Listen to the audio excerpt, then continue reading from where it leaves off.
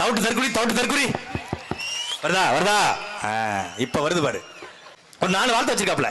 நண்பா நன்றி சொன்ன நல்லது நடக்கும், கான்பிடன்ட் இருங்க, வெற்றி நிச்சயம். நீ வீட்டுக்குள்ளே படுத்துக்கோ, நல்லது நல்லா நடக்கும். நீ ராட்சசன் படத்துல ஒரு வண்டி வரும், டன் டன் டிங் டன் டன் டிங் டன் டன் அப்படின்னு. அந்த வண்டியை பார்க்கும்போது தான் கொலை நடுங்கும், வயிறு கலங்கும், ஒரு பீதி வரும், நெஞ்சு அடைக்கும். இப்ப இவன் பஸ்ஸை பார்த்தா இருக்குது, ஆஹா பேதியில போவான் வரானா, எத்தனை பேரை கொல்ல போறான்னு தெரியலையே.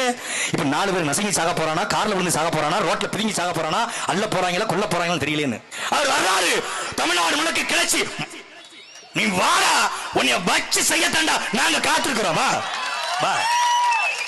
சினிமாவில் இருந்து கடைசியாக விஜய் என்று ஒருத்தர் வந்தார். அவரை பிரபாகரன் பிள்ளைகள் தோற்கடித்து வீட்டுக்கே சினிமாவுக்கு அனுப்பினார்கள். என்ன வரலாறு வரும்? உலகத்திலே ஒரு கட்சியினுடைய தலைவன் லைட் ஆஃப் பண்ணி போட்டு ஆன் பண்ணி போட்டு விளையாடுறானா எவ்வளவு பெரிய சைக்கோவா இருப்பான் என்பதை அறிவார்ந்த பிள்ளைகள் சிந்திச்சு பாருங்க. கூட்டத்துக்கு வருகிறேன், மது அருந்த கூடாது. என் கூட்டத்துக்கு வருகிற பிள்ளைகள் புகைப்பிடிக்க கூடாது. என் கூட்டத்துக்கு வருகிற தம்பிமார்கள் கூட்டம் முடிந்த பிறகு குப்பைகளை எடுத்து தொட்டியிலே போட வேண்டும். என் கூட்டத்துக்கு வருகிற தம்பிமார்கள் இருக்க நாட்களை அடுக்கி வைக்க வேண்டும். என் கூட்டத்துக்கு வருகிற பிள்ளைகள் பெண்களை பாதுகாத்துக் கொள்ள வேண்டும். என் கூட்டத்துக்கு வருகிற தம்பிகள் பாதுகாப்பாக பத்திரமாக பயணம் செய்ய வேண்டும் என்று சொல்லுகிற அண்ணன் சீமான் தலைவனா? என்ன பத்திரமா பனையூர் போக விடுங்கன்னு சொல்ற இவன் தலைவனா?